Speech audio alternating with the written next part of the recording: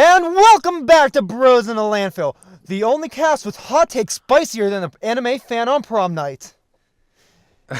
Your waifus for this week are the Kuderi Dizzy, I thought I said to do me last. the Tsundere Lunchbillion, I don't know what that means, but hi. and I'm the Dandere Trybien, and we're here to talk anime, specifically anime hold that on. I watch. I need to cut you off for a second because I had something I wanted to say to Lunch over here. Okay. Now I'm going to try to keep this as I'm on ready. topic and concise as possible because I don't want to slip off into insanity, but it's about last week's or yesterday's podcast and last week's, okay? And I wanted to say I thought about it after the things. I was kind of a little bit fueled by anger, and now that I gave it a real, long, fair thought, I want to say I'm sorry.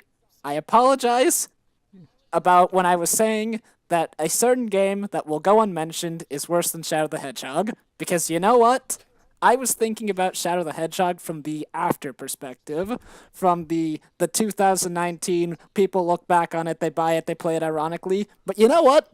In 2005, I don't think anyone was laughing. I don't think anyone thought it was funny. I think people were upset that they bought that they spent $40 to $50 on a buggy, terrible, confusing mess. And you know what? I wasn't being fair to those people. I wasn't being fair to those people, and I wasn't being fair to you. So I'm taking it all back. I'm retracting all that. Yeah, that's right. Those people bought the game like wanting a legitimate product, and I can't actually imagine spending money on that thing. A friend of mine gave it to me because he didn't want it. That's how I ended up playing Shadow the Hedgehog. And you know what? That was very big of you. That was very mature. I'm proud of you, Dizzy. Very proud of you. Well, I'm just saying the truth, and the truth is that I was not being fair last time, and I'm like, you know what? That wasn't right of me. Anyways. I mean, it's fair because, you know, one game was simply really bad, but the other game broke your heart, and I understand that. But the hatchet is officially buried. Good. Thank look you. At these friendships bloom. I'm so thank you. So beautiful. So Anyway, Let's let's celebrate talk about over a some can of beans. Fucking anime. That was Alright. very Kuderi of you, Dizzy. Very Kuderi. I don't know what that means. I don't know what that means either. I'm memeing at this point. Anyways, so as people watching the podcast might know, I watch a lot of anime. Dizzy sometimes watches anime, and Tar doesn't consume any media other than SpongeBob games. But Tar's not here. And by the way, if Tar was here, I would have introduced him as the Yandere. Because he is Tar is absolutely the Yandere. Have you heard the language he uses? No. Guys, Tar's right here. Isn't that right? Everyone say hi to Tar. Hi, guys. Hi, It's Tar. me, Tar. I'm here. I'm the Yandere. Oh, shit. When did you get here? Whoa, Tar. Whoa. That's crazy. I've been here the whole time. What are you talking about? Hey, what are you talking about? It's me, Tar. Hey, Tar. Hey, guys, I'm Tar. You sound less like Tar than... Sorry, Tar, if you're listening to this. Tar's here. See, I'm Tar. I sound just like Tar. I'm Tar. Here's Tar. Hi, guys, I'm Tar. Yeah, you just have to talk normally to sound like Tar. Yeah, I just got Tar. I am Tar. Tar. Have you noticed that Tar and Trybien are never in the same cast?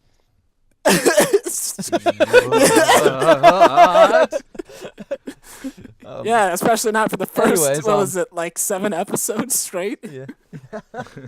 Speaking of going off topic, Speaking of nothing. Completely unrelated thing.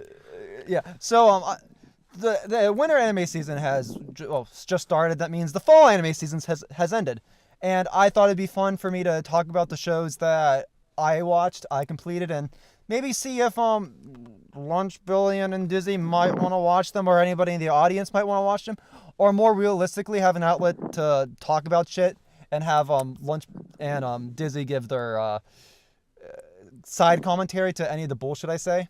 And the I side noticed I didn't get an commentary... introduction for my anime experience level. Oh yeah, so what's your anime There's experience? 3. Yes. Well, I don't. We've never talked about anime with you, so that's a good question. Yeah, well, you didn't even ask me, but Well, here we are. Oh, I'm sorry. That's all me. I'm sorry.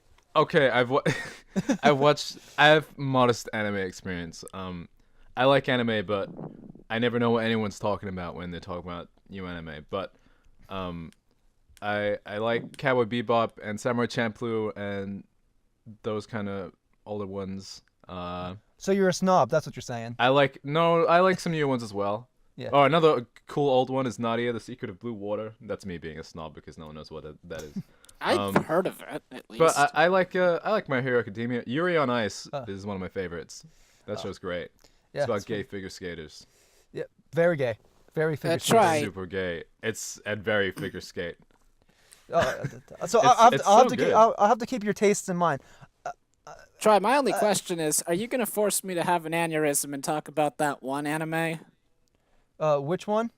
You know the one. No. Let's just. Yeah, well, if we have Let's just time, hold if that we have for time, now. maybe. Yeah. I like a few animes. Okay, so if we have time, we'll that anime can break in, so we can break out. I like Mob Psycho 100. Oh, season 2 is great so far. One episode out and it's great. Yeah, season 2, like episode 1's already out and it's great. But we're not here to talk about this goddamn season. We're here to talk about fall 2018, the season where I watched shows and I'm gonna fucking talk about them.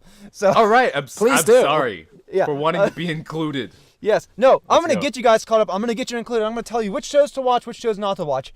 The rules are simple. These are only shows that I've completed. That means any shows that are still ongoing do not count. That means I'm not going to be talking about Sword Art Online until next year because that's like 52 fucking episodes.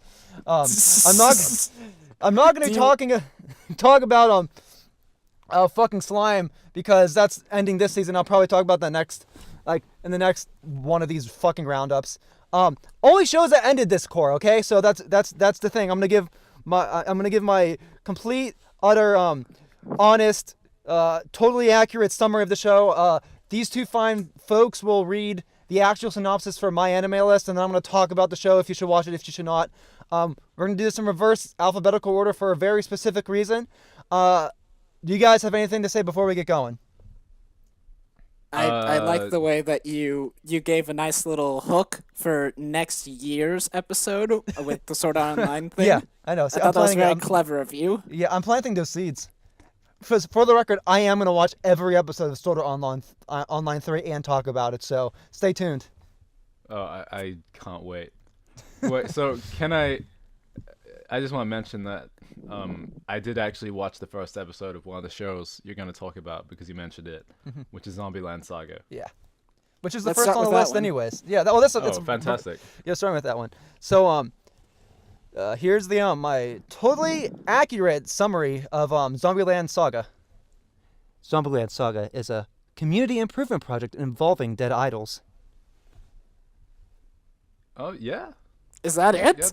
Yeah, it's a community improvement project involving undead idols. I like to imagine them as like construction workers and stuff, and like making things better, and they have like orange jumpsuits, and they're like picking up trash and stuff. I mean, you're not too far off from the truth. I mean, yeah. Can I reach out to it? Yeah, reach I out to watched the the truth. first episode. That was pretty much bang on from what I can tell. Yeah. So I just since Dizzy hasn't watched the first episode, I assume. Give me your thoughts, bit just based off the first episode, because this is the only show that we'll be able to do this with.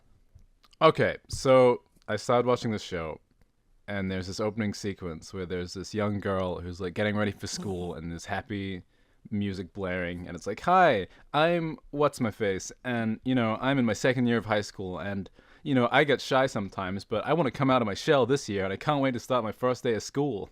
She's like getting ready and like turning off the TV or whatever and leaving the house, and she's like, "Let's go!" But this is the morning in my life, and I need to I'm like getting ready to leave for work. So like I pause the episode and I go off and I like brush my teeth and I do something else, and like a couple of minutes pass, and then I come back to the room and hit unpause, and like 1 second later the girl fucking dies. Like literally, as soon as I hit the unpause button, a truck hits her and kills her off the road. Wow, I called that.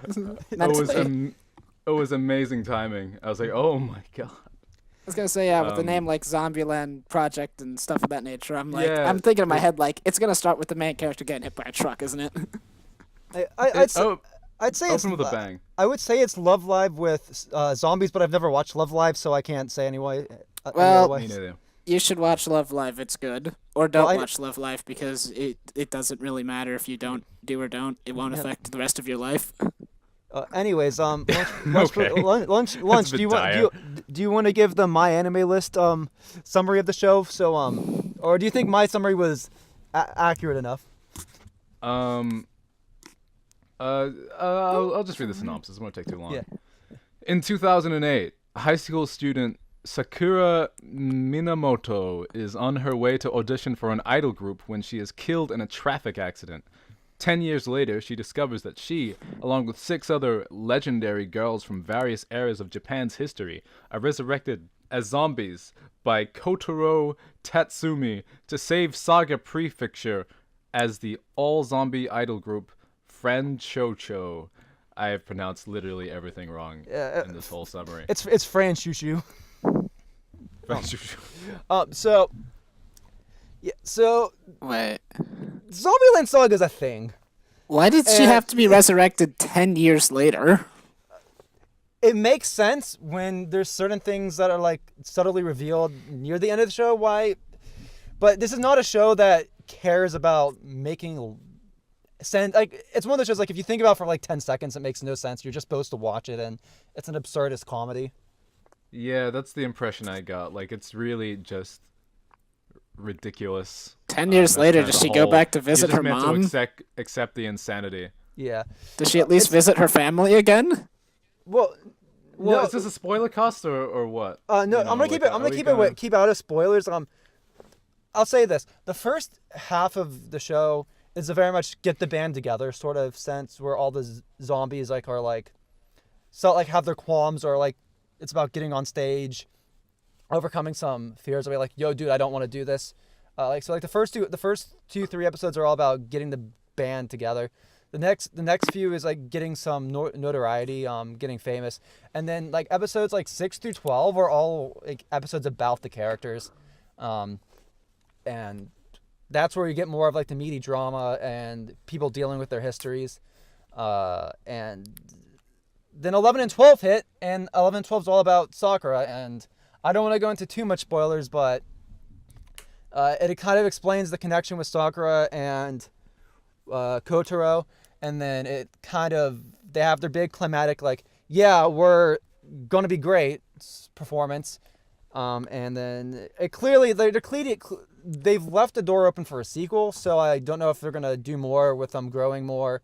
They haven't revealed everything. It's very open-ended, but It seems like a difficult show to do a sequel for, just because like it seems like a big part of the appeal is the like, what the heck is going on aspect of it, where it's really bizarre and strange. I and feel once that like becomes normalized.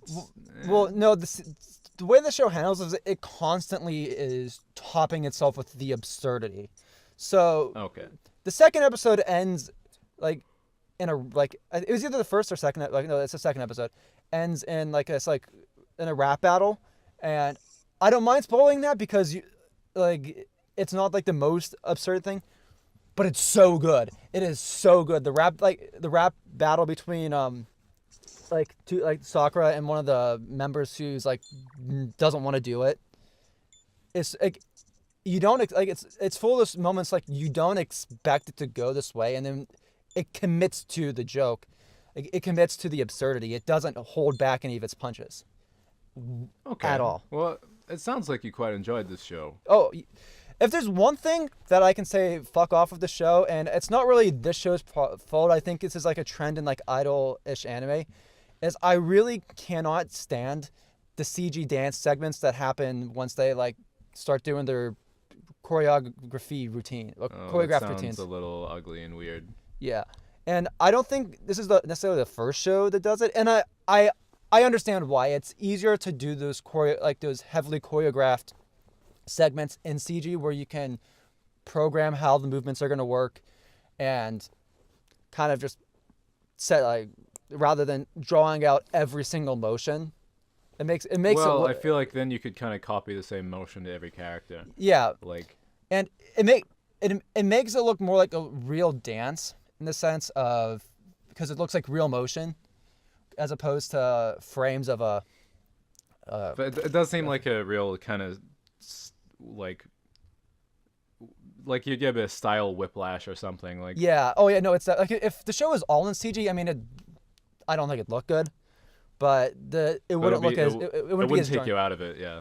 The other thing is the show looks like, especially its a lot of its 2D, like its 2D animation is so striking, and it's got so many great shots.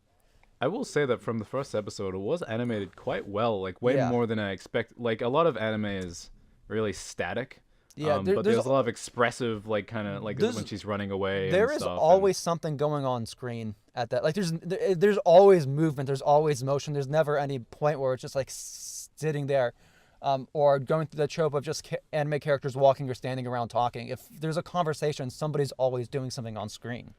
It's really refreshing after watching like Dragon Ball Super, where it's like the whole production is barely managing to even like hold on, and it can't even look good in still frames. Yeah. Yeah. And one of the interesting things is that because they're zombies, the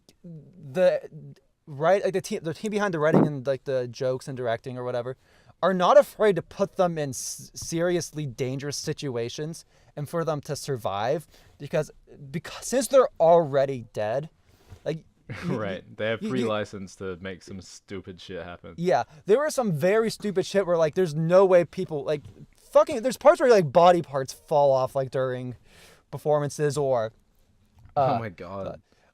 or like getting struck by lightning and not like dying because of it. But if the comedy, I guess if you like the comedy of the first episode, you'll enjoy the show all the way through. It does start to get a little bit like samey midway, but after the second half, like once the second half of the show starts, that's where it starts getting into more of the character stuff, and it gets a bit more interesting, a bit more heartwarming and whatnot.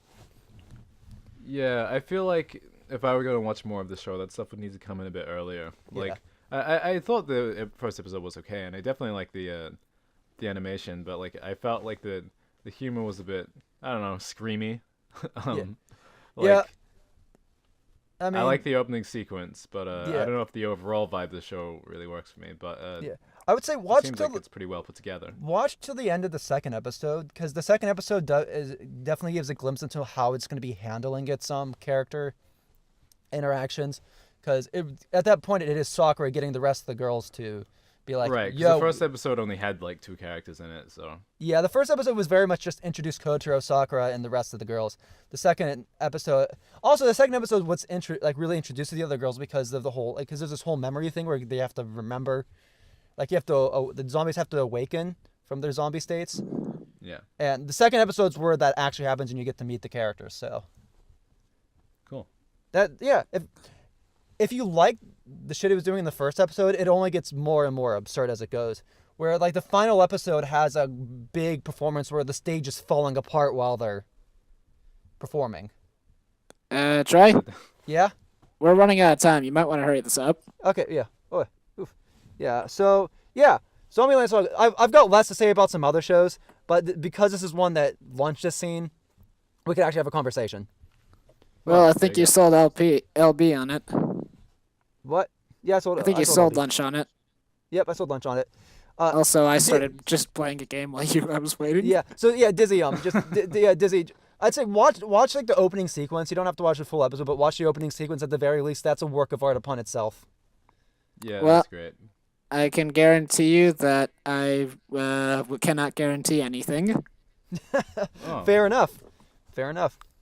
So next on the list is a little show called SSSS.Gridman. So, That is like way too many S's. well, it's SSSSSSSSSS Bros okay. Landfill. So yeah, clear. Well, the logic behind the name is it's a combination of the English name of the Gridman's the Japanese tokusatsu show. This is like an adaptation sort of, and the SSSS. Tokusatsu show. You know what tokusatsu is, right? Definitely. Yeah, Definitely. It's your Power Rangers. It's your Power Rangers Common Rider. Okay, Yeah. okay, got it. So there is a tokusatsu called Gridman. This is a loose adaptation of it. The SSSS, I forget exactly what it stands for, but was the Western version of it, and then Gridman is the Japanese version, like was the original version. So they just smushed the game names together, kind of smushed both concepts together, and it's its own weird little thing. So here's your little summary. It's a love letter to classic tokusatsu by Studio Trigger with thick thighs and depression. What? Thick thighs and depression? Yeah, with thick thighs and depression. The depression and the thighs are thick? Yes. Wow. Disney, I think I've immediately been unsold on this show. Dizzy, this is one show that I would have tried to sell to Tar, but Tar's not on, so Dizzy, Tar likes his thighs thick. I'm mainly there's a reason so sorry. I'm mainly memeing about the thick thighs, but because it's something that on Twitter one of the animators is like that they enjoy drawing they like drawing like one of the main characters' thighs. Well, I mean, good on him for honesty. Yep. Okay, so synopsis. You're not alone. In fact, there are 2 other people here with you doing a podcast. Yuta Hibiki is a first-year student in a high school in Tsurutajida. Look, I can't read English. What makes you think I can read Japanese? One day, he wakes up without his memories. Well, we've all been there. Yuta later meets Hyper Agent Gridman, who is inside an old computer. Gridman tells him to fulfill his purpose. What a sentence. Yuta's quest to understand the meaning behind those words and finding his memories begins and ends when he decides he doesn't care. While all of this is sudden, Yuta has helpful assistance from his classmates, these people, but those peaceful days are destroyed mercilessly by a monster that suddenly appears. It would be good if a monster suddenly disappeared. Yeah, that'd be great too. That just reminds me of Devil Survivor, which is a DS game I play, and it has this opening quote where it says, "Those peaceful days died. Let's survive." Yeah, this is nothing like Devil Survivor. Well, in that case, I care even less. Okay, is there a more Japanese sentence than Yuta later meets Hyper Agent Gridman? There is actually. It's called Kawaii Desu. So. There's not much I can say about this show without going into spoilers. Spoil it all. Spill its guts. Okay. Other than the show itself doesn't make a lot of sense. It's definitely more that type of show where it's a spectacle. It's clearly there for people who are fans of Gridman or other tokusatsu.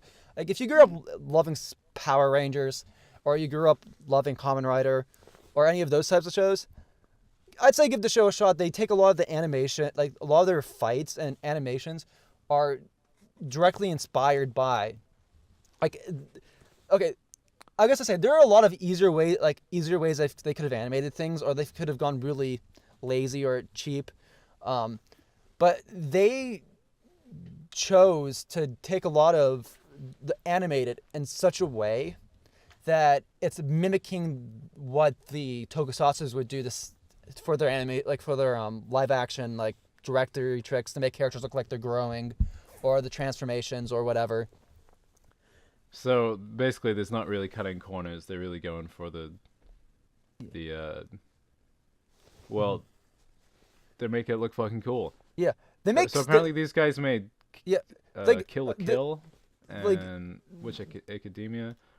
I mean, Studio Trigger is pretty renowned, aren't they? Excuse me. So the way that Gridman tries to do things is that it has the first episode is pretty cool, and then but if you're not into action stuff, it does end on a pretty interesting wait, what? It opens a mystery box, which it kind of explains as later. Without going into too much spoilers, it's a weird Suzumiya Haruhi sort of situation, if that, and it gets. I never watched that show, so yeah, no. I was all over that show in middle school. Yeah, so the show is essentially, because this is not too much a spoiler because it's explained within like the first, I think, few episodes, but it's sort of more of it, I don't as it, fuck this is a hard show to explain without going into spoilers because a lot of the show's worth and reason to watch it from a story aspect is not like I'm not gonna be able to sell Disney on it without talking about this sort of thing. I think Lunch could get a lot of fun out of this. So, fuck. I think I'm gonna say this. If you're into Tokusatsu and you don't want to be spoiled about Gridman, if you haven't watched Gridman yet, I'd say give it a shot. I'm gonna talk a little bit about spoilers here, so maybe we can put like a timestamp. Just skip to the next show. Ooh, editing. Yeah. Well, I'm gonna make a list. I'm gonna make like a timestamp list for all the shows. So, if you don't want to be spoiled on Gridman, just skip to the next show and just look for the timestamps or whatever. You have been warned. Thank you, Xander Mobus. So, this show has a weird reverse protagonist story. Like the antagonist is the protagonist, in the sense of she's this god of her own like design. Like she makes the kaiju, and essentially she's trying to make like this perfect little world for herself, and she uses kaiju to destroy the things she doesn't like and kaiju to rebuild the city. And it's and her Wait, what her show are we talking about? Gridman. Oh, I was Gridman. confused. We're still in Gridman. Yeah. So it's very much a show about at its core, it's a show about helping a girl through depression and self-hate and self-deprecation. And getting her to move on from this street, like this world of her creating, so she can go confront her own world. And right. And the way, and it's a very weird roundabout way of doing so. And it comes with a lot of pros and cons in the sense of it because all of the characters are her creation, and these creations are what's helping her through her thing. But she also wants to kill these. She also wants to stop Gridman and stop the people from helping her because she doesn't want to be helped, or she doesn't think. Well, I guess if the whole point of the world is that she's kind of retreating into herself and just trying to destroy things she doesn't like in her head, Mm-hmm. then I guess it makes sense that she doesn't want to be helped. Mm-hmm. But that's pretty crazy. That's but it's crazy also world building. But it's also weird because the main villain, is this alien, and it's implied that Gridman and this alien are not from this from her creation. They're from another world, and the bad guy alien is using Akane for his own just basically his own amusement. It's like, oh, I'm gonna watch you tear yourself apart emotionally just for my own amusement. Okay. And then Gridman is like, no, I'm gonna stop stop this alien guy with my team of people who can turn into weapons and be like anime. What? But When the on the other Soul Eater. Yeah, They sound kind of more like specters or something, you know? yeah. Well, it's kind of like Soul Eater, Interesting. but in a sense, but in more of a program code sort of a way. Like they're people that turn into I guess their true form is the machine weapons, and they can turn into humans, like human forms. But the point I wanted to get to was one of the heartwarming things about this show is that, technically speaking, there is no real consequence to this world, but Gridman still wants to save even the smallest soul from this sort of torment. So if you can save her, that's enough. Mm-hmm. Even though there's bigger conflicts, he could he doesn't necessarily even though the alien's a bad guy that is they're kind of arch enemies. This is not something that needs to be it's not a big oh, this needs to be solved. It's No, I'm not. I'm not gonna let you ruin this girl's life, or make this girl hate herself more. I'm gonna make her happy. Like I'm gonna save her from this depression. That's sweet. Yeah. Thanks, Hyper Agent Gridman, Yep. for But caring. But it's also implied that this world that she created is also a real world with people that have real emotions, even though she created it. So It sounds kind of complicated. yeah, it's really good. It's a hard show to talk about, especially without going into Like, spoiler. But I don't know. Like the basic concept is easy to understand. Yeah. But then there's all these little wrinkles in it where you've got like characters from like potentially other dimensions, and then like, and maybe her imagination world is kind of a real world in a sense, and you're like, what? But I'm just gonna I'll leave it at this, and then we'll move on to the next show. It's got some intrigue. Yeah. I'll say that much. If you grew up watching Power Rangers or any Kamen Rider or whatever, give Gridman a shot. Power Rangers has always had stupid stories, stupid plots, with over the top villains and whatever. But they're still fun to watch. It's still fun to watch the action and whatnot. Gridman seems to have a little heart. Yeah, Gridman definitely has. You can tell that there's a lot of heart and love put behind it, even if a lot of that heart and love is put behind thick thighs. But that's beside the point. Gridman's cool because it was made. You can tell it was made by people who grew up loving tokusatsu. And also the CG is actually some of the better CG I've seen. Like it does full CG for the fights, and it's not bad. It looks like janky people in costumes, which is perfect. Which is perfect. Yeah, that's exactly what tokusatsu looks like anyway. Yeah. All right, should we move on? Yep. Next is Rascal Doesn't Dream About Bunny Girl Senpai. Rascal Doesn't Dream About Bunny Girl Senpai. Seishun Buta Yaro wa Bunny Girl Senpai no Yume wa Minai. We'll just call what everybody just calls it Bunny Girl for now. I'll go into more detail. Here's my totally accurate summary of it. Teen angst causes supernatural shenanigans to occur. So let's explain them with convoluted scientific theories. Well, I'm completely unsold. Don't worry. You guys don't worry. We've one sentence in, and it's like, nope. Don't I was worry. gonna say, Most of my totally accurate things are written to be, fucking like cynical as fuck. Well, I was gonna say, like, you guys are actually having a chat on your Discord server links in the description below. But anyways, But my totally accurate summaries are more memes than me trying to sell. Me trying to sell is actually like when I talk about it. Okay, here's the real shit then. Well, I was gonna. Okay. Yeah. Hello. Are yes. we all still here? Yeah, we're all here. Okay. Do you want to take a crack at the synopsis Lunch? Sure. Okay. The one with the bunny girl. There it is. Seishun Buta Yaro wa Bunny Girl Senpai yo Yume no Mina. Okay, synopsis. Puberty syndrome, abnormal experiences rumored on the internet to be caused by sensitivity and instability during adolescence.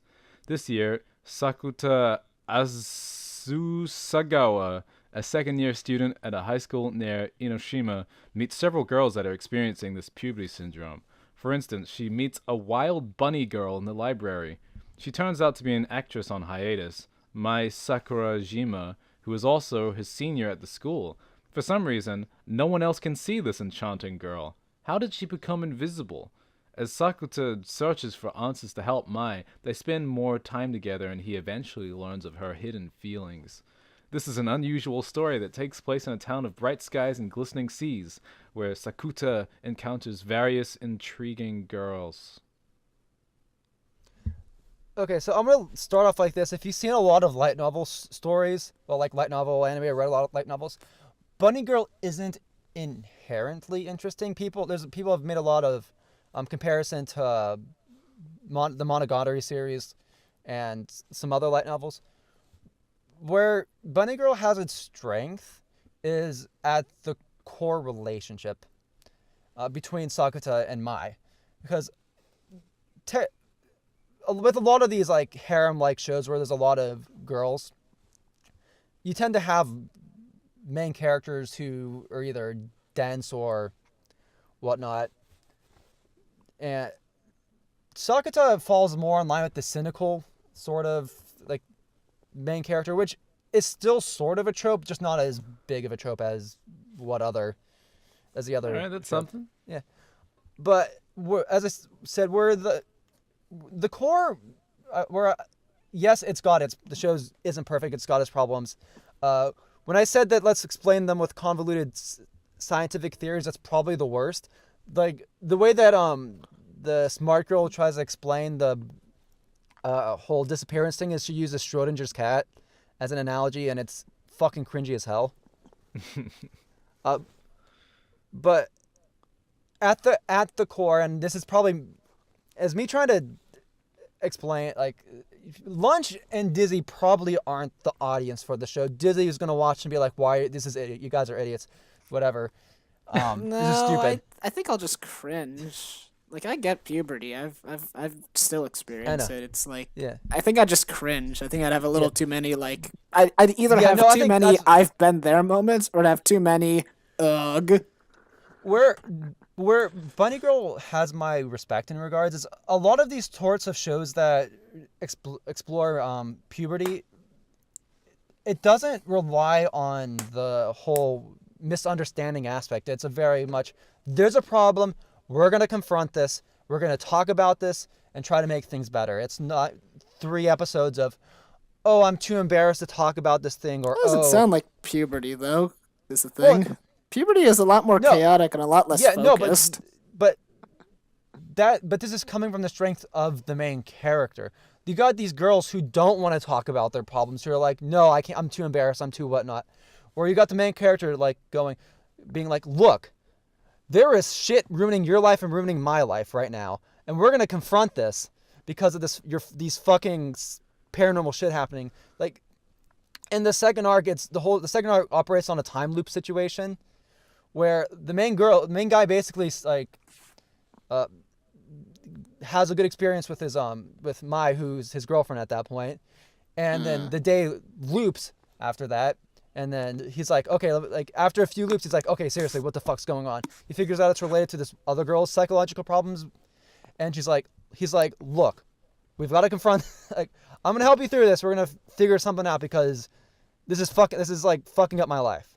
Well, if it's some other person, then why does he remember the time loops? There's some side, like, it's partially... I mean, in Haruhi Suzumiya, when there was a time loop, only one person remembered the time loop, and she had a reason for it. Yeah. I don't... He's very special. I don't remember the exact... He's very special. I don't remember the exact reasons given. A lot of it comes down to you just gotta buy some of the supernatural stuff.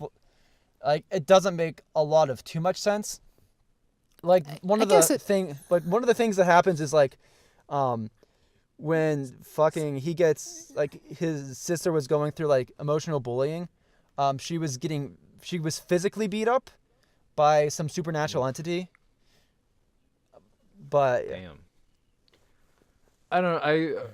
My thought is kind of like, I don't know. I kind of respect wanting to, I guess.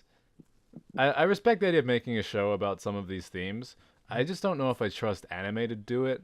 I think, like, the way anime treats, like, I mean, by and large, the way anime treats, like, growing up and teenagerdom and relationships and sexuality to all be super weird. And, like, I don't know, man. Like, I'm looking at, like, the main picture, like, piece of art for this show on my anime list, and it's like this.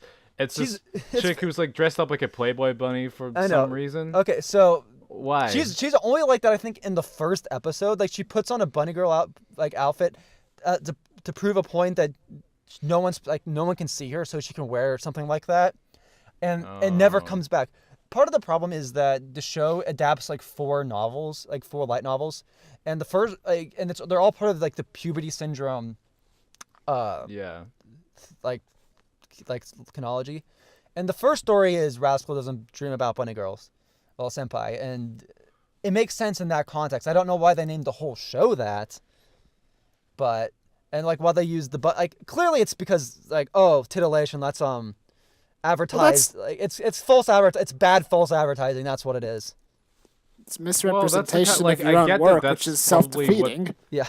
I get that that's kind of just how they market to some degree in Japan, but that's part of just that kind of lack of, I guess, integrity makes me feel awkward about the whole thing. Yeah, no, it definitely shows that the marketing, like the people behind the marketing, didn't understand what the show was about.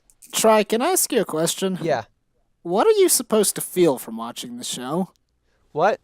What are you supposed to feel from watching the show? Because that's pretty much the big thing to me. When you're dealing with these heavy topics, what is the message? What is the feeling that the show is trying to convey? Is it like a feeling of overcomeness, a feeling of triumph, a feeling of dealing with these things? Is it a feeling of I'm there with you? Is it a feeling of these things suck? Is it no feeling at all? If it's that last one, then I really don't care. Yeah, no, it definitely comes a feeling. This has been a current trend in anime because this heavily relates to Japanese culture. This is very much a feel of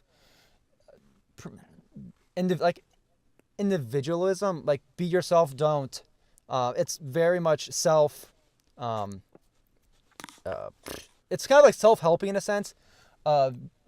Be yourself. Don't let society and the atmosphere dictate who you are, and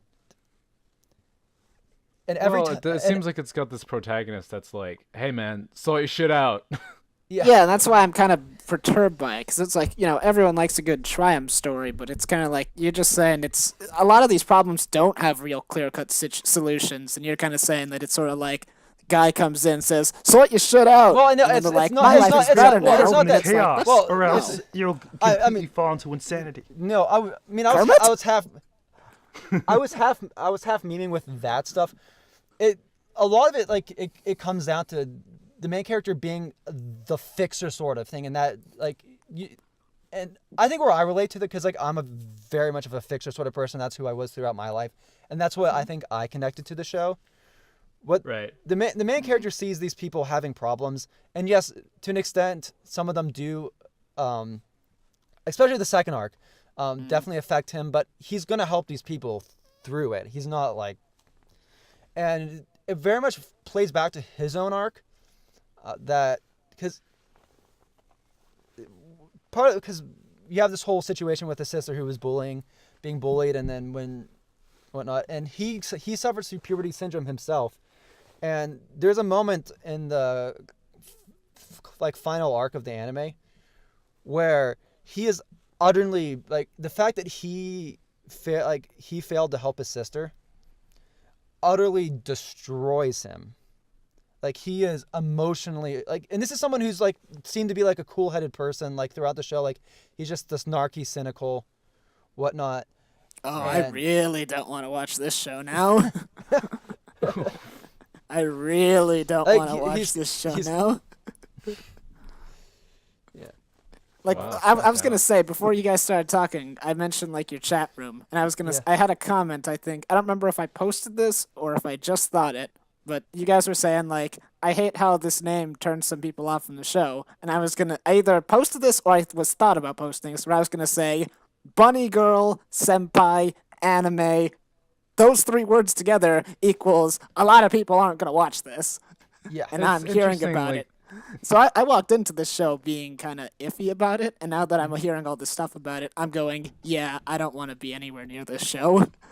It's interesting the fact that it seems like a show that you definitely connected with this on some level, but because I of connect the with kind of it, but that's why it's bothersome to me, because I'm a what's the word, like massive amateur hour writer who does write a lot of stuff that pertains to things of this nature.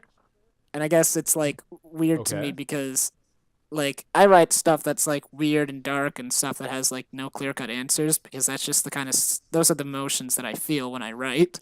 Right, so and it I'm seems like this doesn't resonate with you because it doesn't like resonate with me at all.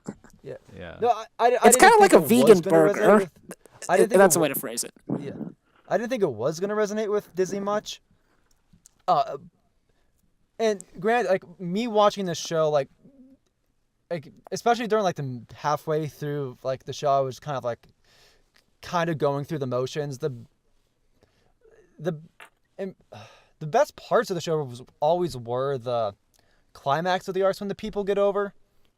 They're like when people because it's less getting over, it's more realizing it doesn't matter what people say, I can be myself. And that's sort of the through line of the show. That's like the central theme is it's okay to be yourself. It's okay to not conform to society and the atmosphere. And that granted, that is one theme that does resonate with me, but it's more so me resonating with as someone who, as growing up, was taken advantage of and manipulated. Well, taken advantage of because I am a very helpful fixer sort of person. Right. And I've kind of inherited that from like my mom, because my mom was a fixer. My mom's a fixer, I'm a fixer, and I know some people like that. So, as someone who's a fixer, I resonated with me to a deep level, especially during the climax finale where the main character went through that breakdown. The show is far from perfect, and I'm probably giving it more credit than it actually deserves. But that's not a good sign. But sometimes you watch something and it happens that like it hits you at the right time, or you're exactly the right kind of person for it. And your experience is still valid. Yeah, I mean, even if it's harder to share with certain types of people. Yeah. Or anyone. But there's definitely a reason why it's as popular as it is, and it's not an easy show to try to sell.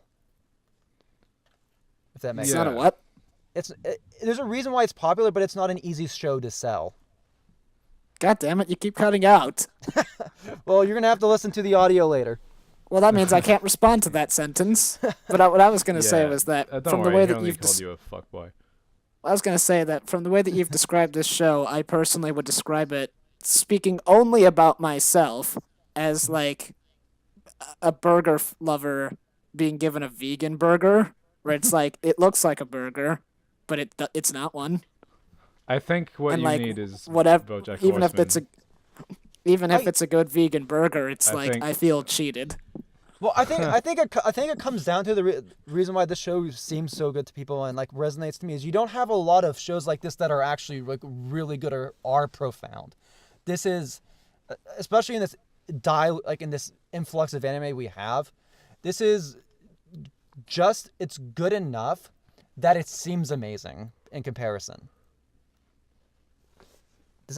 Yeah, all right. I get that. Though, like, I don't like watch enough anime to be like exhausted by mediocre other animes. You know, like. Well, you're a better person for that. Well, I think we're running out of time, so we should move on. Okay. Yeah. Okay. So next Golden Kamui. It's a story about an unkillable veteran and tiny native girl hunting down tattoos in order to create a treasure map whilst facing off against an elderly samurai, lobotomized lieutenant, and an eclectic cast of psychotic weirdos. Essentially, it's JoJo with food porn. What? Okay. Well, I can tell you one thing. If my about... mom watched this podcast, she would murder me. Yeah. No, I don't want to talk about Golden Kamui too much because that's a whole podcast and a half all about it by itself. Well, good. We have something to talk about next week. Yeah. Yeah, next week. Yeah. Kamui. All I can say is Golden Kamui, like, despite the anime's production being god awful, and there's the infamous CG bear. It has an incredibly colorful, likable cast. Everybody's crazy. It's just a friggin' fun roller coaster, and there's always like some like I don't think there's a single normal character in the show, and it's stronger for it because it's fucked up in a fun way. It has a lot of disturbing scenes, but it's played up to such a bizarre, absurd level that it's weird. Despite something being like disturbing, like skinning someone's back, for skinning my someone God. for a tattoo. Like it never shows that, and then like they fling around the skins like it's nothing. Oh God. But it's not graphic. It's weirdly not graphic.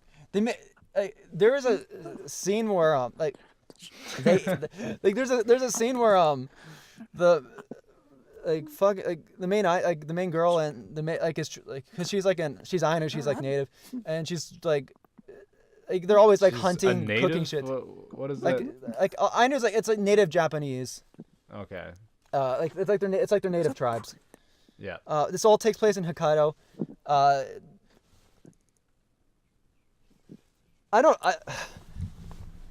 don't know. Like I need a whole podcast just to talk about.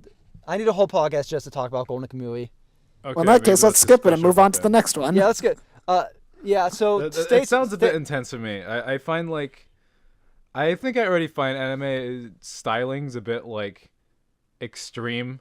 There's always a lot of yelling, a lot of close-ups and stuff, and I'm like, would like it to chill out sometimes. So this kind of sounds like it would be a bit overwhelming, and hearing the production isn't very good makes me imagine that the cinematography and pacing isn't great. So I'm like, okay. So I've got two things to say. I'd almost recommend just reading the manga, but the vocal performances are so good that if someone could just like sync up the audio to the manga, it'd be perfect.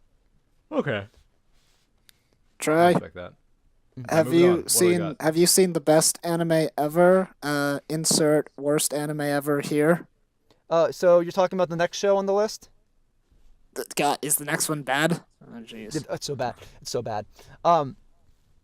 So there's a show called the Karaite Otoko wo ni Oda Serite Imersu. We're just gonna call it Dekaichi because that's what they also call it in the show. Dekaichi? Dekaichi. It's called I'm Being Harassed by the Sexiest Man of the Year. The 60s man. Try, I'm going to kill you.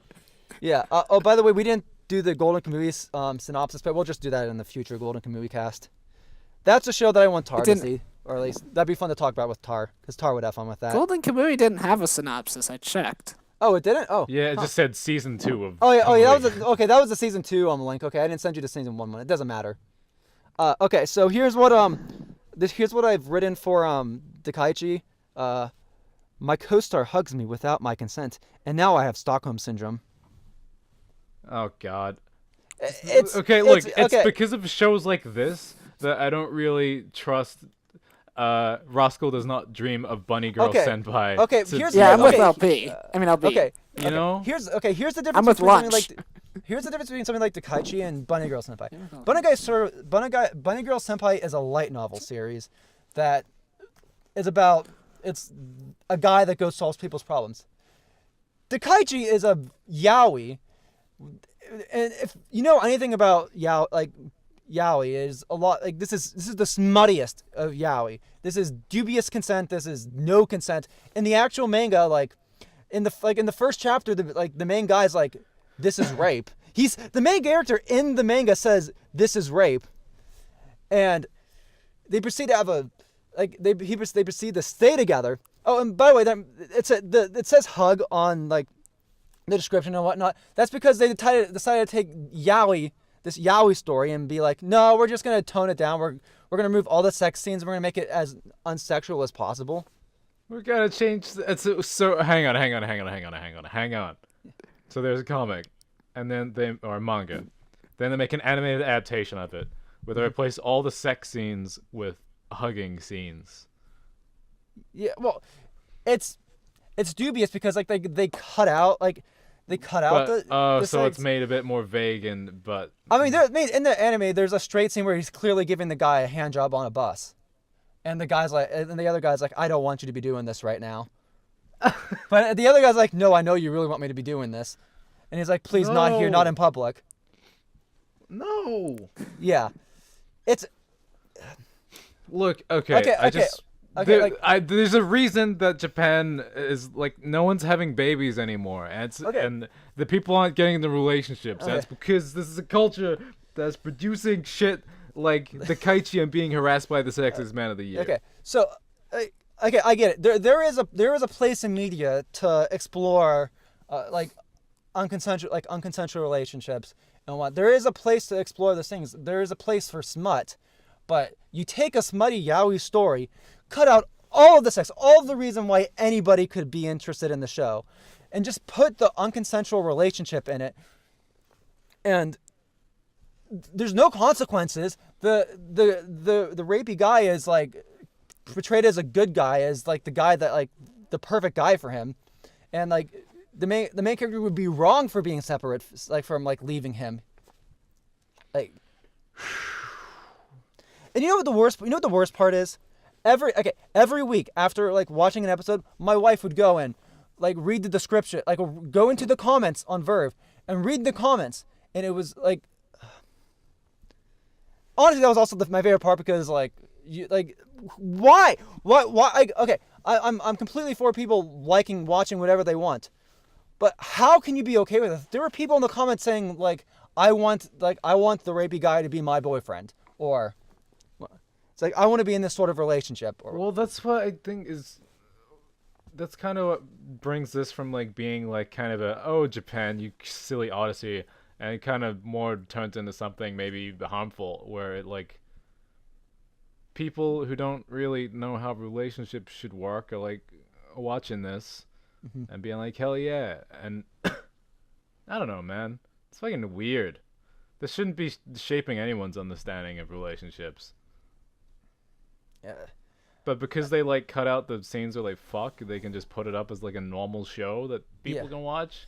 And that's the thing. Like if this was a regular hentai, if they animated it as a hentai as an OVA, put it up on the hentai sites, I would say okay, maybe that's a bit problematic, whatever. But it's smut. People are into smut. People have their weird kinks and whatnot. It's the fact that they're it's being animated and published as this regular ass show, but it's like this is what it's like to have a sweet gay relationship. Look at these two gay people that love each other, when it's built on a foundation of rape, and that's not okay. Especially when you're like trying to like this is not going to help gay representation in media. I'm sorry. Well, I mean, I don't think a lot of anime is gonna help gay representation in media. I know, but like or anything. I'm just speaking. Anyways, let's move on to the next one. I've got like 2 shows left, and the last one's let's move away from God. From Please, fucking anything else. By the way, that's not like this may be the worst show on the list, but it's not the show that I'm maddest about on the list. That comes last. Okay, well, we'll see like what makes you more morally upset than that. Oh yeah, no, the last show makes me more like. See, okay. Anyways, it's because no one's gonna say Dakaichi is like anime of the year. I'm just gonna leave it at that. No one's gonna say that. Nobody's gonna say that. Okay. Next school is Boarding School Juliet. Which is Romeo and Juliet, but Romeo is a big-hearted dork and somehow a faction leader in a school-wide race war. Wait, what? What? Is Dizzy still here? I'm here. I just stopped listening during that entire synopsis of that last show. I'm reading Pokemon Adventures Volume 8 right now. You know what? I will let you have that one. By the way, I'm putting it away now, right though. Yeah. By the way, I am memeing about this whole about with this one. Boarding School Juliet was a lot of fun. Do you want to take a crack at where is it? What? Here it is. Kishuku Gakuo no Juliet. It's I sent that recent, like it's it should be like the last thing. The story takes place. Has only one of these not been a high school? The story takes place at Dahlia Academy Boarding School, where students come from 2 rivaling countries known as the Black Dogs and the White Cats. Oh my God, a spider! What? Spider interrupts the podcast. I haven't touched these books in a while. Anyways, Priscia and Izuka are leaders of their respective dorms, but they are secretly in love with each other. Now they must keep their relationship a secret from the other dorm mates while trying to avoid trouble. Oh, it's a Yuri. Well, Okay. I'm immediately interested. Okay, so this is an entirely unremarkable show, but at the same time, it is. Great, I'm glad we're remarking about it then. Okay, it is entirely unremarkable. It's essentially Romeo and Juliet, but not Romeo and Juliet. It just uses the Romeo and Juliet name and some concepts of like the two like factions. Right. Yeah. I mean, that's kind of the basic premise. Yeah, the entire like okay. So where I would say Rascal some of the like You know what this reminds me of, actually? what? Romeo and Juliet. Okay, no, it's like the most bizarre thing in the universe because no one will ever know about this except for one person. But Great. years and years ago, when I joined that old roleplay site that we all met on, I wrote a roleplay. I wrote a forum roleplay for a Persona roleplay because I was really into Persona. I still am. I don't it was know, it very doesn't sound similar like to it. this. Don't get them started. It was very the synopsis or the thing I wrote was very similar to the synopsis of this story of like conflicting dorms and stuff of that nature and leaders and stuff like that. So it's very weird to me. Yeah. This is just your typical high school rom-com-ish story with bunch of waifu baits, and the pacing of the show, I don't know if this is true for the manga, is very much let's introduce and explore each of the different waifus in this show. How can they be waifus? They're like they look like 13. I know they're like you get the it's being marketed towards teenagers, so we'll leave it at that. Yeah, I guess.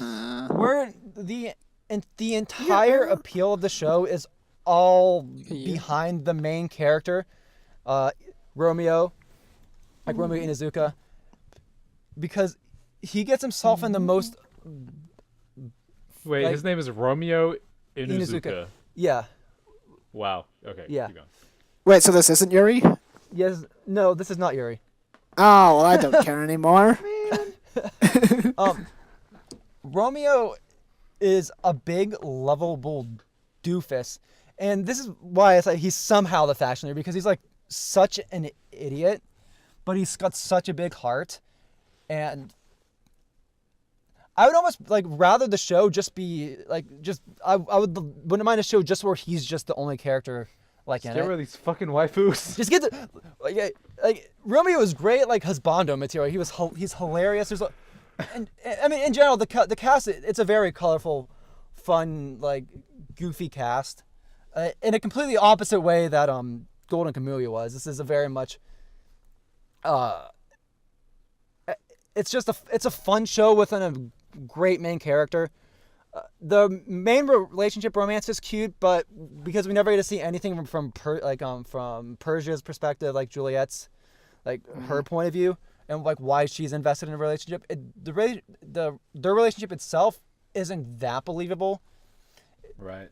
But the show is entirely carried by Romeo, and my general viewing experience would be like, oh great, I have to watch Romeo and Juliet. Like it's time to watch this show, and then at the end of the show, by the time being done watching the episode, I'd be like, man, I can't wait for next week's episode. That was fun. And then you actually ended up being into it more than you thought you would. Yeah, like no, but it was like on a weekly occasion, being like, like I'd be like, do I really have to watch it this time? Watch it, be pleasantly surprised by it, just because it's one of those shows where there's not really much there's nothing really new or interesting about the show. It's just that the main character is so likable. It's got one thing going for it. It's got one thing going for it, and it does it very well. Okay. So it's a fun show just to put a smile on your face. It's not perfect. It's far from perfect. It's far from I'd say it's good. I think looking at it, like the incredibly cutesy aesthetic is kind of almost immediately throwing me off. Yeah. I kind of just feel like there's probably a lot of serviceable cutesy romance animes. Yeah. Like as someone who hasn't watched a lot of this kind of realm of anime, know. I feel like there's probably something someone can recommend me that's like, oh, here's the quintessential cutesy romance high school thing. I think Sailor Moon. Yeah, I think the other thing. Actually, going for Love the Live show is has- kind of the show has- quintessential. one, isn't it? Love Live, really, I'd say pretty the much. other thing the show has going for it is it has lot of energy and heart behind it. That not just you can tell not just the mangaka had a lot of fun writing it, but the animators, the directors, and the voice actors had a lot of fun behind this show, and that can be more than enough to sell generic light novel, like generic like high school girl, or the generic Right. So kind of generic rom-com. plot and premise, but there's kind of an energy to it that is Yeah. perhaps infectious. Yeah, I think a lot of anime has a lot of heart behind it. I don't Well, know. Like I think that as a medium, I think anime is really good at someone being hasn't watched a really- lot of anime in the past few years. Someone hasn't watched a lot of Okay, anime. well, from what I've watched, usually one of the things I really like about anime is that it's not like it's not subtle, it's not ironic, it's like it's just really passionate and emotional, like, and it just kind of lays it down. It's not embarrassed of what it is, and like it can kind of be embarrassing to watch with other people because it's you're usually like people are a bit more reserved in real life. But it's part of what kind of makes it cathartic to watch. So Yeah, no, that's how I feel. yeah. Born Angel it just comes down to it's a show that will make you smile. Great main character. I definitely wouldn't mind a season 2 at all. If there was a season 2, I'd watch it hands down. Like, All right. okay. Well, there's a winner then for you. Yep. What about Should that we last move on to show? the Well, we still- Okay. So do we have to talk about it? No. I don't know if you Well, guys want me to. you've built it up Yeah. now. You can't like Okay. be like it's So- even worse than the so- weird rapey one. Okay. Oh no. Oh no. This is like, okay. Do you think that any normal person who watches the Kaichi can see what's wrong with it? Yeah. Okay. But you hate this Well, one. what about because me? I'm it's not- abnormal. Okay. So, Dakaichi is the DX2 of anime 2018. That doesn't make sense what's to that say? anybody but me. It is. Is that the chess one that It my is friend told broken- me about yesterday? Shin Megami Tensei DX2 is a broken, unforgivable mess that, for some reason, is more popular than it should be. But anybody who actually like looks at it can be like, okay, this is clearly trash. Okay. Banana Fish is something that's praised, something that's got a huge cult following, and I don't know why. I mean, I get why, but I don't get why. So it's the Sonic Boom cartoon of anime. It's the Persona 5 of this. The Sonic Boom cartoon is fine. Okay. Let's not get into that. This is a Don't you story. bait me with the Sonic stuff. You know Okay, I'll fucking I know. have something to say. Banana Fish is a story where the author clearly did not want to like. I mean, this is coming from like interviews. The author suffered through depression while writing this, and Okay. clearly had contempt for her own characters. And I don't. Okay.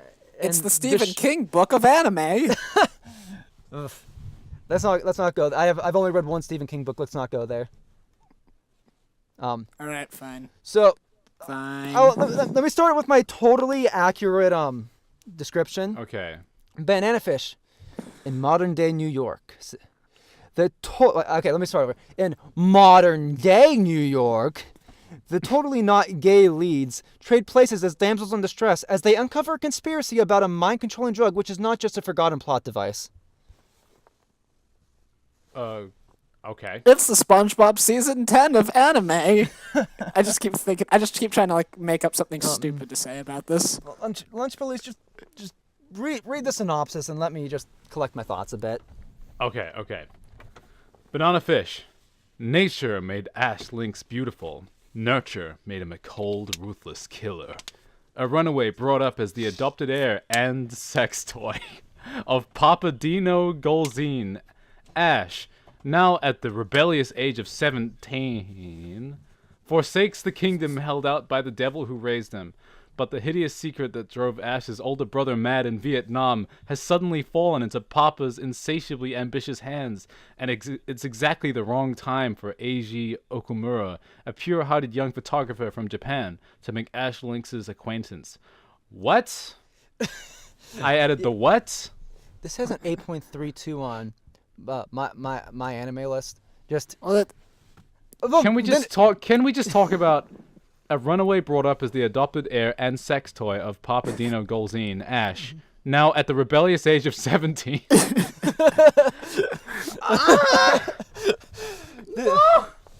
it's not the rebellious age. Let's be serious here. It's not the rebellious age of 17. It's the almost legal while not being legal age of 17. That's what it's all about. I have Already an adopted son. we are doing a watch party of the show. Mark my words. Oh God. Only if we can have a good show to watch when we're finished. Yeah, we'll watch the Kaichi afterwards. I will kill you. Okay, so spoilers are game from here on out. Like, if for whatever reason Does he just kill his adopted father and be done with it? That's it. I mean That that would seems have like been a better. That would have been a better story. That would have been He a better just story. kills him, That goes would have to been a better jail, the story. end. That would have been a better story. God, Okay, so can we start off? poor guy. The name banana fish comes from this mysterious drug called banana fish, or this mysterious thing. Like, there's this like phrase being said around banana fish that's related to his Ash's like brother losing his mind. So this is the whole conceit of the show. This is the whole driving plot. Banana fish doesn't fucking matter after episode 7. Okay, so What are the the- shows Oh, and man, are fucking you sure stupid this isn't titles the have nothing to DX2? do with anything? no, Are you sure this banana isn't the fish. DX2 It's a- of anime? They soon learn that banana fish is a mind controlling drug that can be used to, like, if you give it to somebody, like, they'll be completely susceptible to basically commands from anybody else, and like it's proven that they can't not, like, even if they have like their like consciousness, they can't, like, they're compelled to do whatever somebody says. And this is brought up to a head point where one of the friends, like one of Ash's friends, Shorter, who's the guy with the purple hair, like purplish hair in the poster thing you can see. Got it. He's given banana fish and told to kill Eiji. And now at this point, Eiji and Ash have kind of gotten a bond, like a friendship. One might say that they have romantic feelings for one another. One might say it's they've kissed once, but they didn't. It wasn't like really a real kiss because Ash slipped something into Eiji's mouth to help. Like, it was like a message. It was like he slipped a message into his mouth when Ash was in prison.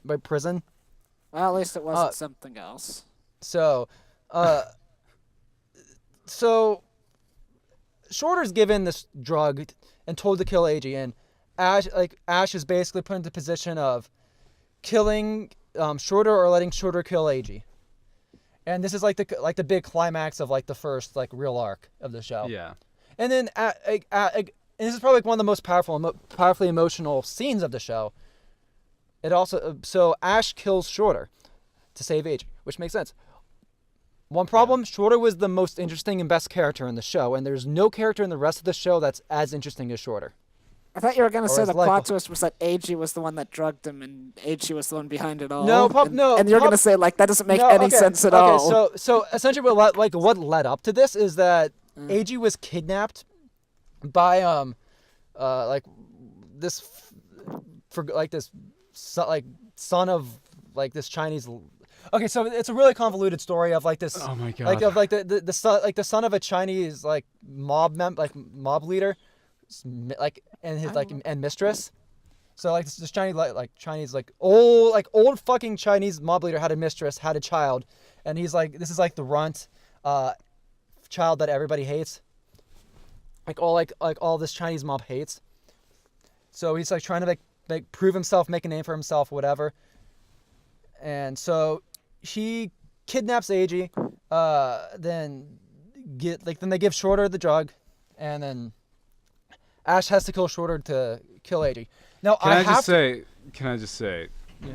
I didn't get a lot of sleep last night. I got home late from a Smash Brothers tournament, and I stayed up for no reason.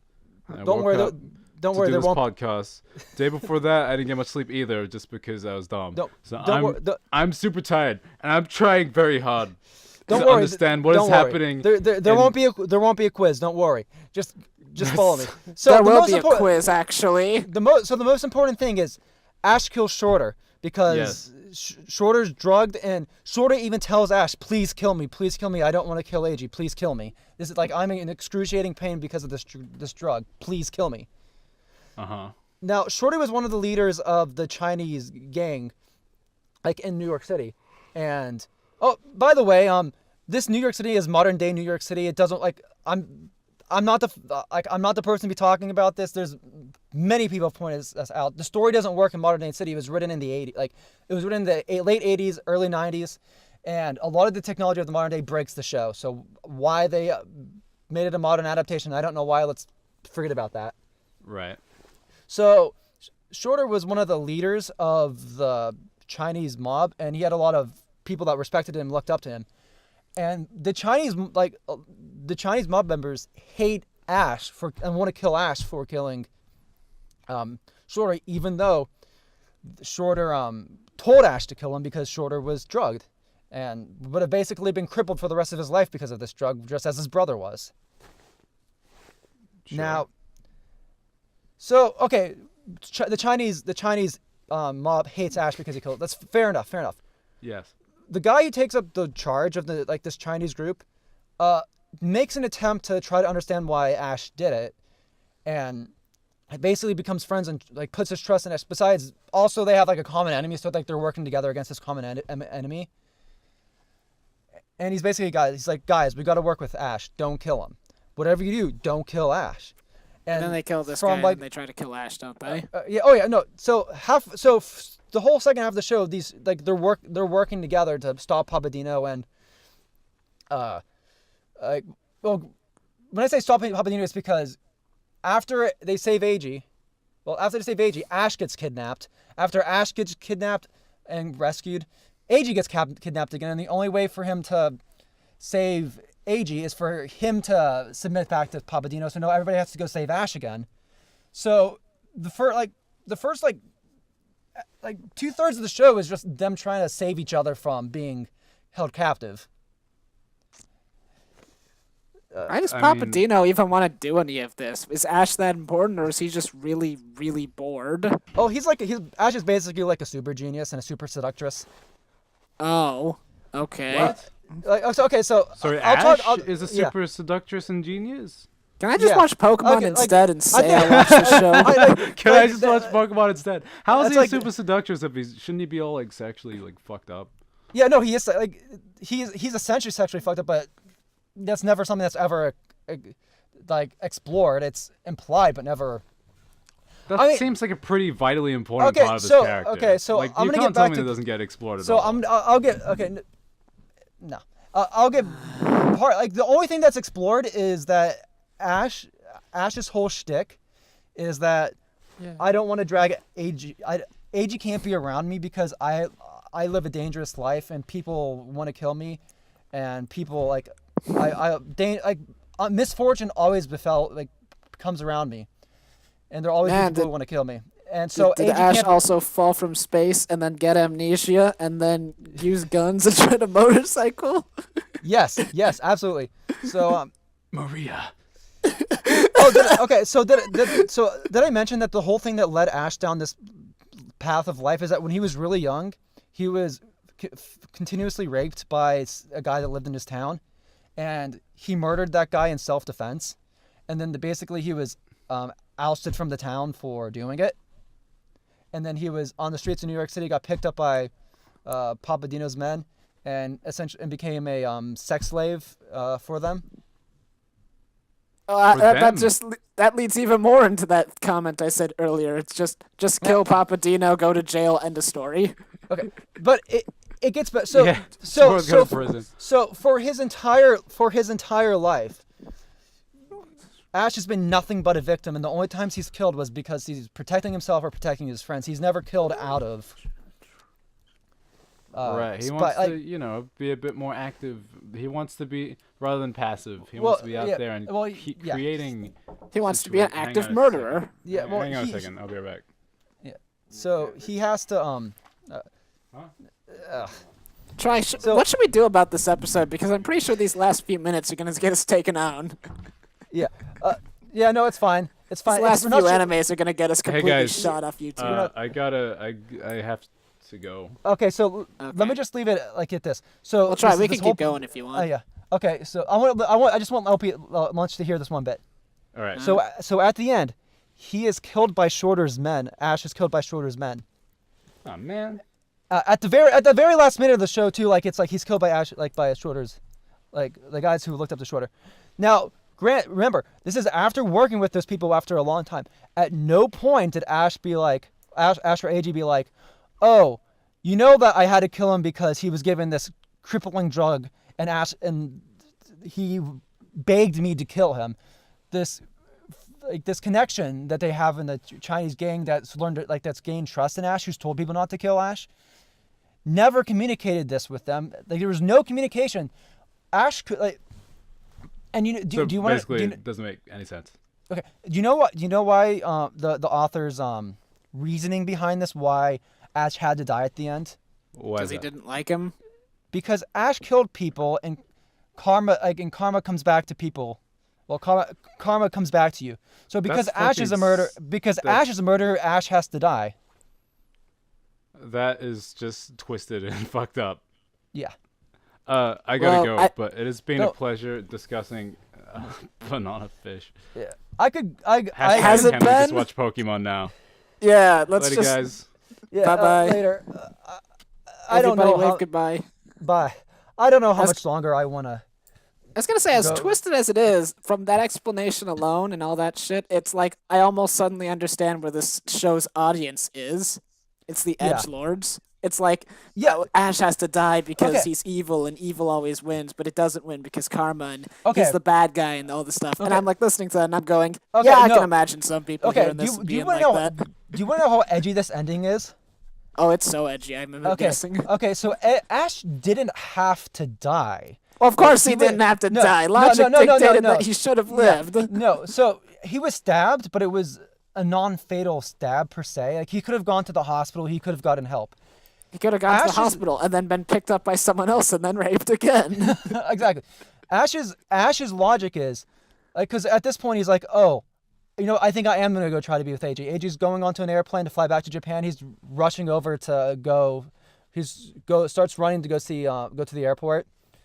And then he's stabbed at that moment. And then he's like, well, I guess this is my life. I'm just going to be fucking people trying to kill me all my life. I guess I deserve to die. I shouldn't be around AG. It's safer for AG if I'm dead. He waltzes back to the library, sits down at the library, and just lets himself bleed out while sitting at a chair at the National Library in New York. Yeah, some super genius. I imagine most people, while bleeding to death, realize two things. Number one, bleeding to death is surprisingly slow. Number two, oh my god, this hurts! And, okay, so first off, this character has been established to have like a 300 IQ. Like that's they nowhere do near Mao's 1.8 million evil quotient. Like in the show they do an IQ test on him and it's like ridiculously high. What if he just cheated? No, it's implied like at that point he didn't know he was getting an IQ test. It was like one of those because he was like he was in police custody at that time and like the FBI was doing a secret IQ test of him. But this goes back to like a huge problem with the show. You can tell that the author got bored of the arcs that she was writing because arcs suddenly end and a new crazy like a new like completely unrelated thing happens that's somehow connected. The show is constantly changing gears and you can say one thing like, oh, the show always keeps you on your toes. You never know what's going to happen. But it's nothing interesting, and you so soon learn that most of what's happening has zero to no consequences for the actual story. It usually involves AG getting captured again or Ash getting captured again. And it becomes a repetitive, uninteresting, and the characters get less and less interesting as they go on. The final big bad, that's like the big confrontation on the like last episode. I couldn't tell you anything about him other than he was like, oh, Ash, you're pretty sexy, which is basically every villain. Every villain is sexually attracted to like Ash. There are multiple times where he seduces people to take advantage of them just because he's so goddamn sexy. Oh, and by the way, this is gay. Like, it's not like he's seducing girls. He's seducing guys. So it's like every guy is secretly gay for Ash. Like, Ash can turn any guy gay for him. Ash sounds like DC's idea of Batman. And you know that's I'm fine with characters being gay, but Ash seems so comfortable in his sexuality and so comfortable with seducing people, despite being sexually abused his whole life. He's a little too quick to be manipulative, you mean? Yeah. Like okay, let's say he's a super genius. That shouldn't change the fact that he should be irrevocably damaged. At no point do you like really see any pain from him, like any emotional trauma or pain. It's like he's just accepted that this is his life and he's got to do what he can to survive. The only human moments you have are with AG, but a lot of those boil down to Ash being like, I don't want to drag you into my shit, AG. And Well, AG I was going to say, like, you know what the weird thing about this Banana Fish show is?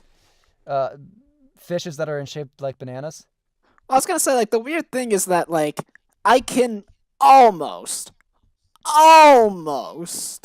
like, see what it's coming from, but at the same time, I still don't like it. It's like, I understand what you're saying, I still disagree. Like, where you're saying I don't get it, you're saying I don't get it at all, and I'm no, saying no, I get okay, it. I just you're hate talking it. to someone who okay.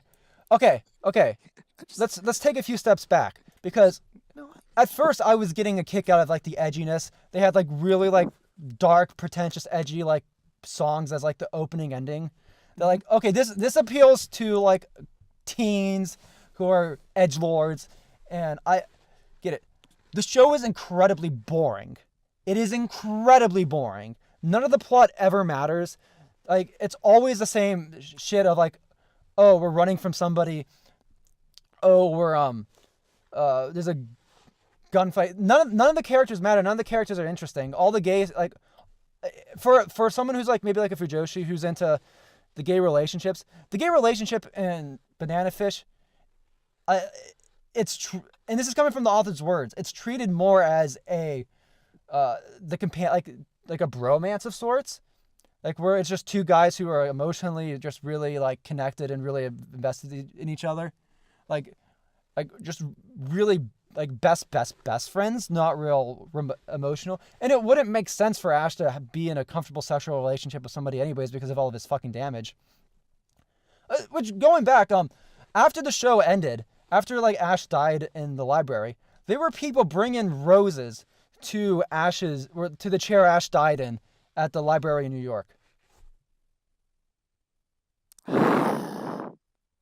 Yeah, something to try. I don't like. It's like, you know what? People like what you like. I'm sure a lot of these people who are watching Banana Fish haven't watched a lot of anime before, so this is probably like one of their first animes. Like one of their friends are like, "Yo, there's this cool like New York gangster anime. It's since it takes place in America, maybe it's got a bit more of a Western appeal. People aren't thinking about these things, but I'm just sitting here, and the show was boring. Like, it had as the show went on, the plot mattered little, like even less, as like just, and it kept. I'd say there were ass pulls, but there was no ass to pull from.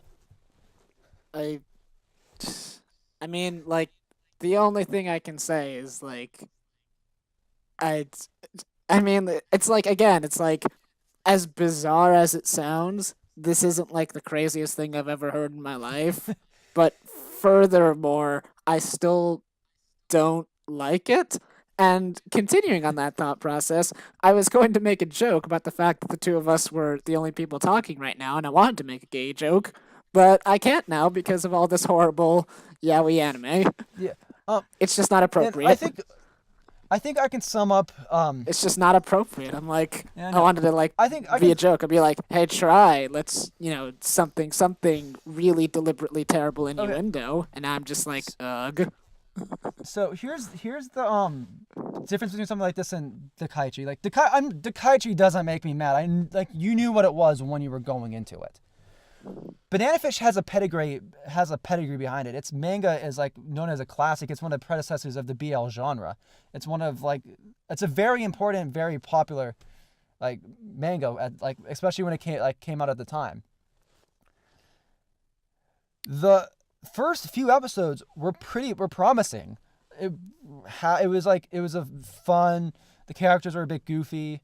It was very camp, very edgy, and that's what I'm like. Okay, maybe this plot doesn't make a lot of sense, but I'm gonna have a lot of fun with this edge anyways. Just listening to the opening theme song and the ending theme song are great for both seasons. Like the second season opening and ending are musically I don't think are as good. But they're edgy as all hell, and like you can totally see what type of audience this is made for. And I'm like, okay, this is gonna be a fun, edgy ride. Well, yeah, it was an edgy ride, but it wasn't fun. It was very dry. It was almost too dry, if that makes sense. Like the author, it just felt like the author didn't they had a story they wanted to tell, but they didn't have but they didn't. I don't know.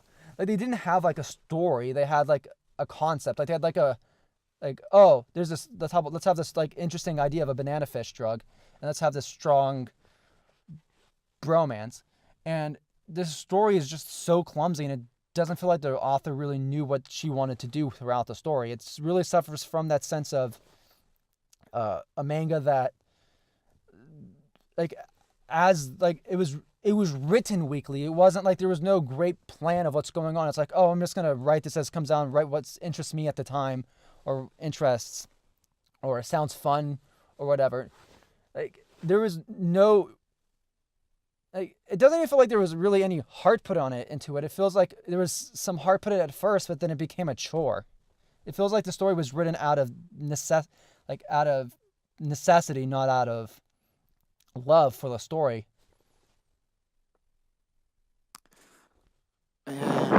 It's weird because like I said earlier, like I'm a massive amateur writer, so the only thing that really fuels me is like passion, I guess, for like what I'm writing. So I'm like, to me, it's kind of weird when you have a person that writes a story and it just feels so dead, and you're like why did you write this? Yeah, I guess that's where it comes. It just comes back to it's like the story. Like there was passion in those first few, episodes. The first arc of the story, and there was some fun stuff in there. But as the story went on, it felt like the author didn't want to be writing the story anymore. But it was popular, and they had to keep writing. Well, I mean, if My Immortal has taught us anything, it's that stopping is always an essential trait to have. Yeah. But My Immortal was so bad it was hilarious. I don't want to talk about My Immortal too much because I'm fuzzy in all the details. It's been too long since I've read that. I had a friend, and I'm not gonna. I don't want to get too far off topic, Yeah, I know. but I just wanted to say, I don't know. We had this long talk where we're about as out of passion about banana fish as the writer is. Yeah. And I want to say, do you want to end the episode, or should I have a very brief Persona 5 anime rant? Yep. I guess I'll just leave it with this banana fish. The reason why I'm mad is not because I think it's bad, or I'm not mad because people like it. People like what they like. Just because I think something bad is bad doesn't mean you have to think it's bad. My problem with banana fish is, I wanted to like it. I wanted to love it. I wanted it to be one of my animes of the year. It had everything about its concept, its conceit, its characters is something that appeals to me. My feelings for banana fish are just like Persona 5's in a sense, But Persona 5 isn't as offensive as Banana Fish. I will And- grant you that too. Yeah, Yeah. from what you've described, I think I like Persona 5 more. I feel like more heart was put into Persona 5 than Banana Fish, and that's a problem. That's like it's sad. I'm sad for Banana Fish. I am Banana Fish, the story deserved better. And that's my piece. Oh, okay. My piece was just going to be because I don't want too many rants about this. I saved this one rant for like the very end of the episode, and it was that Sleuth showed me some YouTube clips of some of the boss fights in the Persona 5 anime, and they were terrible. Of course. And I was really confused about them, and they kind of annoyed me because this was off the heels of my insane Persona 5 meltdown the last week, and B, because the Persona 5 anime, like you showed me like the intros to the anime, and I was like, these are all terrible and boring and really, really drab. And the fight scenes were weird to me. At least the two I was shown. I was shown the third boss, and I was shown the seventh boss. And they were weird because the anime operated under video game logic, but it wasn't a video game, so it was really, really weird. That's Like, video game logic dictates that in a turn-based RPG, people will just stand still while other people take turns and stuff of that nature. But in an anime, when characters are fighting one at a time, when there's five of them, and they're like, doing like operating like there's a turn system when there isn't one, it looks really, really stilted and weird. yeah. And I was saying like, much like with everything else in Persona 5, I can point at Persona 4 and say, here's how it's done better. I was just thinking the same thing. In the Persona 4 anime, Persona 4 the animation was an adaptation of the game that operated under anime logic.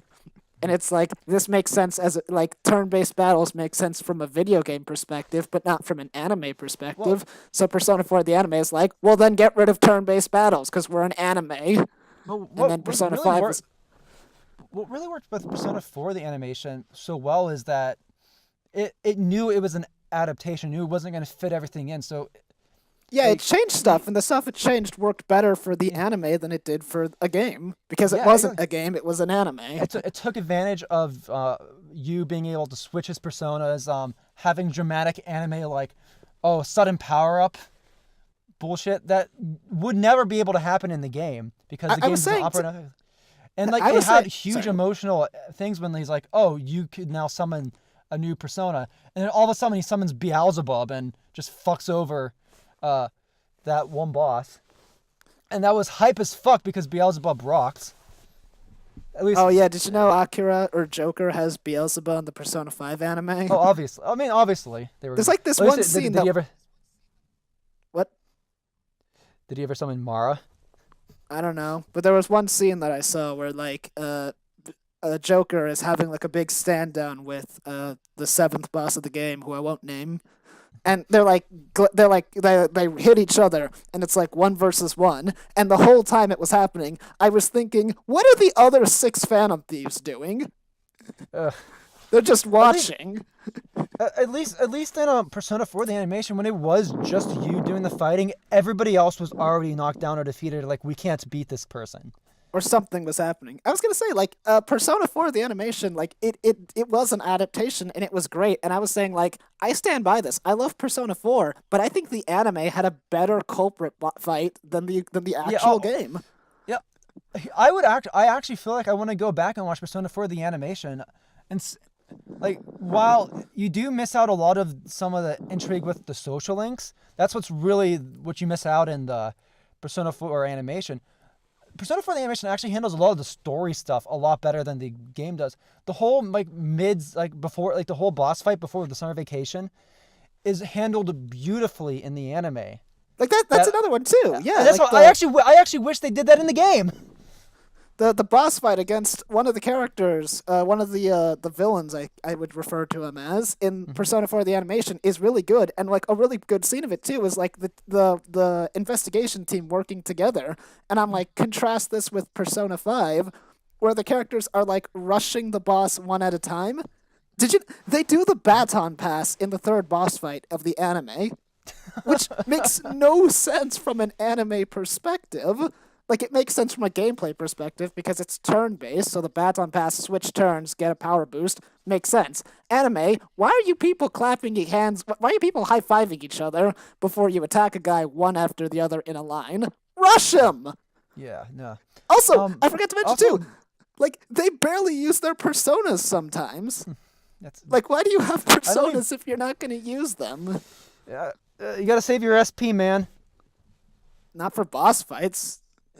You just rush in for the boss fight. I know. That's what you're saving your SP for. I know. Persona 5 animators? Oh no, they may have used up all their SP while getting to the boss fight.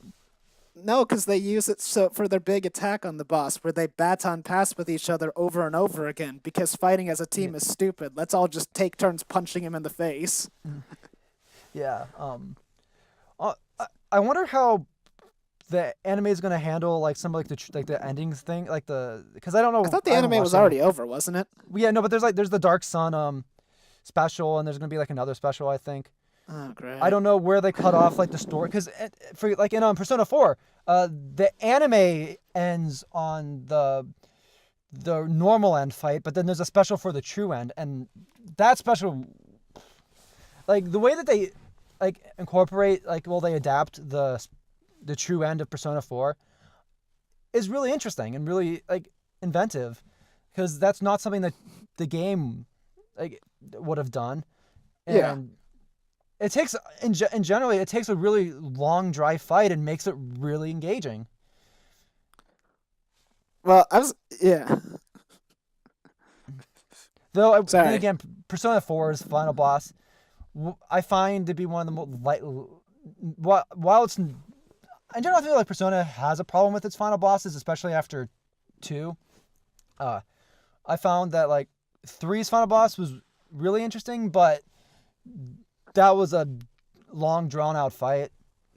Persona 3's final boss, I accidentally cheated myself out of, but I should probably like make more sense. I'll get into that if we ever do like a full-on Persona podcast. But That'd be great. anyways. That'd be great. But yeah, I just wanted to have like a silly, stupid last-minute thing where I said that I saw some of the Persona 5 anime boss fights or fight scenes, and they were terrible. I didn't hear a single word of that. I was, okay, well, that's fine. Anyways, that's the end of all my stuff. Lunch is gone, and we ran out of animes for you to talk about. So the only thing left for us to do is end the episode and then say a bunch of and talk behind Tar's back about all the stuff that we won't say to his face. Yeah, like I bet Tar's too chicken to watch any of the anime I talked about. I bet Tar's too much of an intelligent person to ever check out that one anime that we hated that we talked about before, Banana Fish. We really need to do like a hate cast of Banana Fish. That'd be great. Maybe next week. Yep. Well, Anyways, probably not next week. And this has been Bros in a Landfill, signing off. Signing off. Oh my god, this is so long. I'm gonna have to edit all this bullshit.